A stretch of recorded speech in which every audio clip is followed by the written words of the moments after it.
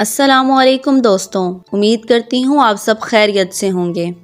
امیر المومنین حضرت علی رضی اللہ تعالی عنہ کی زندگی کا آخری سال تھا کہ ایک دن آپ نماز ادا کرنے کے بعد منبر پر بیٹھ گئے۔ آپ نے خطبہ پڑھا اور لوگوں کو نصیحت کرنے لگ گئے۔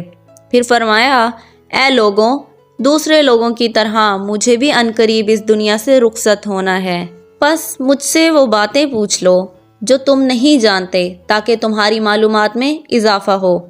مجلس میں چند لمحے خاموشی رہی، پھر ایک کوفی نوجوان اپنی جگہ سے اٹھا اور کہنے لگا، اے علی، اب جب کہ آپ ہر چیز جانتے ہیں تو مجھے بتائیں کہ میری داڑھی میں کتنے بال ہیں؟ حضرت علی رضی اللہ تعالی عنہ مسکرائے، لیکن ابھی آپ نے کوئی بات شروع نہ کی تھی کہ مجلس کی خاموشی ٹوٹ گئی۔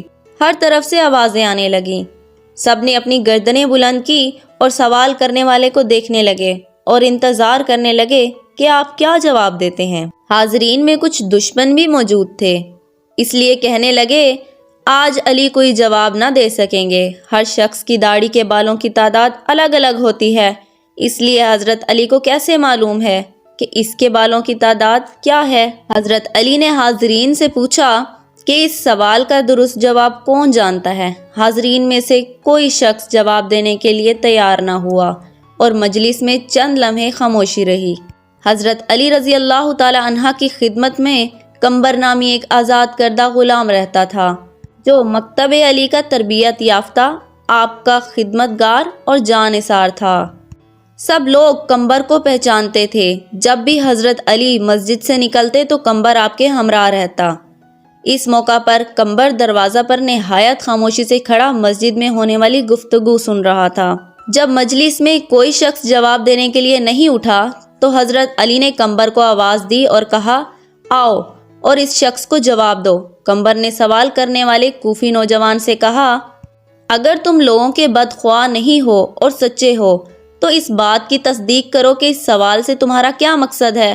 ایسا معلوم ہوتا ہے کہ تمہارا مقصد اپنے علم میں اضافہ نہیں بلکہ تمہاری غفلت اور بدبختی نے اس بات پر آمادہ کیا ہے کہ مسلمانوں سے عجیب و غریب سوالات پوچھو۔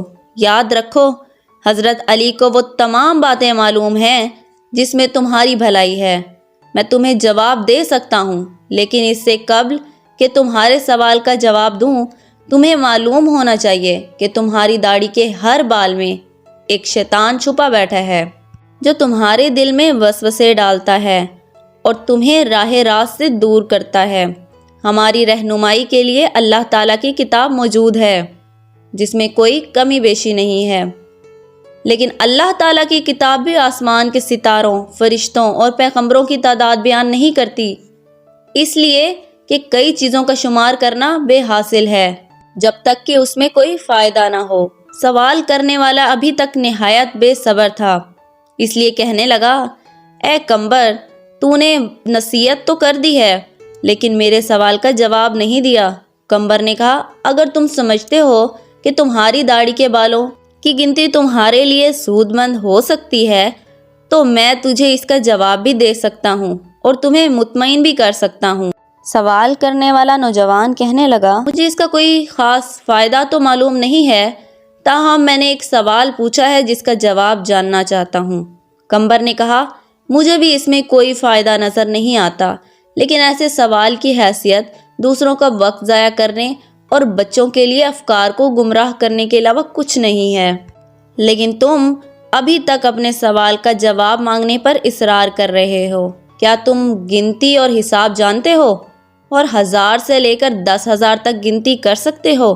اس نے کہا، ہاں جانتا ہوں۔ کمبر نے کہا، جو لوگ عقل مند ہیں وہ کئی مفید کام کرتے ہیں۔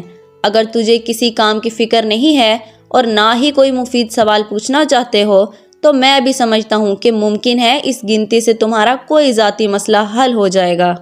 بہرحال یہ کام نہایت ہی آسان ہے۔ تمہاری داڑھی کافی لمبی ہے، اسے کینچی سے کاٹ دو اور اپنے سامنے رکھو اور بیٹھ کر نہایت آرام سے گنتی کر لو کہ اس میں کتنے بال ہیں۔ اگر اب بھی راضی نہیں ہو تو مجھے بتاؤ۔ مسجد میں بیٹھے ہوئے لوگ بہت خوش ہوئے، کئی چہروں پر مسکراہٹ چھا گئی اور گنگناہٹ شروع ہو گئی۔ دوست اور دشمن ایک دوسرے کو دیکھنے لگے۔ دشمنوں نے کہا ہم بھی اس موضوع سے غافل تھے، قمبر درست کہتا ہے۔ نادان دوست کہنے لگے واقعی عجیب سوال اور عجیب جواب تھا، یہی وجہ تھی کہ حضرت علی رضی اللہ تعالی عنہ نے اس کے جواب کے لیے اپنے غلام کو حکم دیا۔ سوال پوچھنے والے نے شرمندگی سے کہا اے قمبر، تو نے درست کہا ہے اور مجھے غفلت کے خواب سے بیدار کر دیا اور راہ راست پر لے آیا ہے۔ اب میں اپنی داڑھی کے بالوں کی گنتی معلوم نہیں کرنا چاہتا۔ پہلے تو میں بھی خوش تھا کہ عجیب سوال پوچھ رہا ہوں، لیکن اب سمجھ گیا ہوں کہ کوئی عجیب اور بے حاصل مسئلہ پوچھنا ہنرمندی نہیں ہے۔ میں شیطانی وسوسوں سے اللہ تعالیٰ کی پناہ مانگتا ہوں۔ اس کے علاوہ اس امر سے زیادہ خوش ہوں کہ اگرچہ سوال بیہودہ تھا لیکن جواب دینے والا عقل مند تھا۔